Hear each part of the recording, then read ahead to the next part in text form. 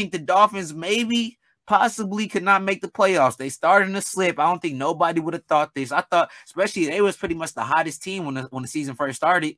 Everyone was like, "Look at this Dolphins team! Look at this Dolphins team!" Coach of the year, look, maybe offensive player of the years. They was saying a whole bunch of stuff about this Dolphins team. But since Tua got hurt, I feel like they started to look good when he first came back, but it's been off and on. They haven't had the same consistency as they first had when the season first started. But with the Dolphins, you got the Dolphins at 8-6, the Patriots 7-6. They're playing right now, so we'll see how that game goes. The Jets just lost today, making them 7-7, and then the Chargers are 7-6. So all these games are pretty much a game behind each other. The Patriots would have won today, they could be the same. They'll have the same fucking record as the Dolphins. The Jets, they could have took over that second spot today, but they choked at the end and lost today with Zach Wilson. That makes them 7-7, but they could have took that spot from the Dolphins, making them 8-6. So choke artists with the Jets. But so how do you see this playoff picture going? I want to say is also too, don't sleep on the Chargers, because like you said, we said 7-6. So if they get a win today, they're gonna be 8-6 as well. So if they're 8-6, they'd be tied as well with the Dolphins.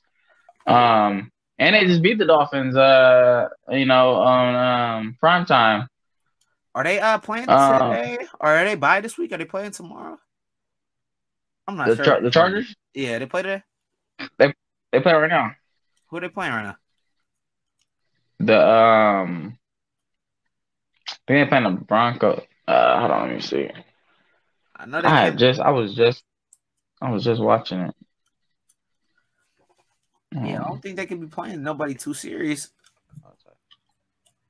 Are they playing Titans? So that's a good game actually, because the Titans are lucky trying to. You're right. Also fighting for a wild card spot. So this is actually a great game. Both teams are 7-6. Yeah, both teams are 7-6. So this is a huge game right now. But I heard Ryan Tannehill got carted off the field earlier. I seen, so I'm not sure if he ended up coming back into the game. Yeah, he got carted off. So Malik Monk's probably in right now. So, yeah, Malik. Malik Willis. I'm thinking of Malik Willis. But yeah. But yeah, back to what I was saying though. So you said the Chargers, right? They 7-6. You got the Jets 7-7. Patriots 7-6. Titans 7-6. I don't even know, like you said, but hey, Malik Willis though, you never know. We might see, something. But the only reason I think I didn't mention the Titans, because I think they had that division on lock pretty much, right? Or was I tripping? I thought they was like 2 games ahead.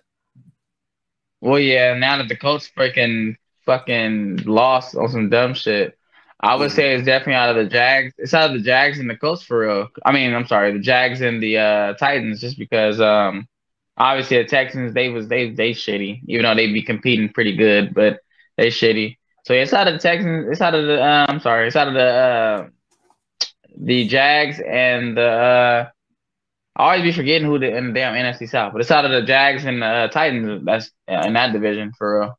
Even though the Titans, they have a decent record, but they lost like 3 or 4 in a row, like 3 games in a row. Ever since they lost to us, they lost like 3 in a row so far. So, and I'm looking at the Dolphins' schedule. They got, oh my gosh, bro, it's literally perfect for the playoffs. So next week they play the Green Bay Packers, and then after that they got the Patriots, and then after that they got the Dolphins. Then after that they got the Jets to close out the season. Yeah, so Patriots, Jets, perfect for playoff picture.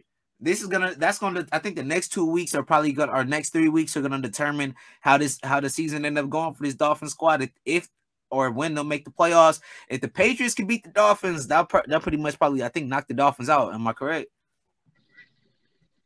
Probably. Yeah, that's gonna be a huge game. It probably have to be hella shit that'll have to go right for the Dolphins to make it if after that.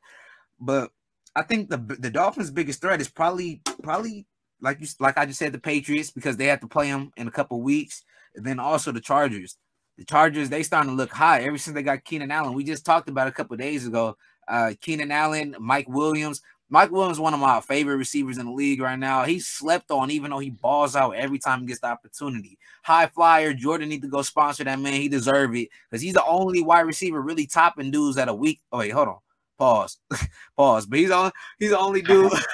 He's the only reason dude hopping over people, just mossing them consistently. Nah, him and D Hop are like the same type of guys. That just goes to show you though, Clemson, us Clemson boys right there. But him and D Hop, they always kind of remind me of each other. But that's like you said, that's funny as you say that because Mike Williams is a huge factor in that offense. I feel like he just gives that Chargers offense that red zone threat. Even though Keenan Allen is a huge threat as well on whether it's red zone, whether they're on their own 10-yard line. But Mike Williams, like you said, he got that factor where he's fearless. He can hop over anybody. His vert is like probably like 35, 40 inches. He's 6'4", I was about to say, not to mention that. 215. Yeah. So yeah, and he got hands. Like he goes up with those hands. He don't body catch. He goes up like that. I hate a receiver that body catches with the ball. It's like, man, that shit is risky as fuck. That's just weak. Not only that, it can bounce. You know. Do I know who? No, I was gonna say, known for that, but that's like he a Hall of Famer though. Who's known for body catching is fucking Antonio Brown. That motherfucker straight body catching. Actually, that's true. It felt like he kind of caught it in his elbows though before it even hit his chest. It felt like he just stuck like that. His forearm just Nah, yeah. It seemed like he did do kind of something like that, but I mean, don't get me wrong. I'm pretty sure he catch with his hands here and there, but every time he make big plays, it's always him on a run, just getting on real quick.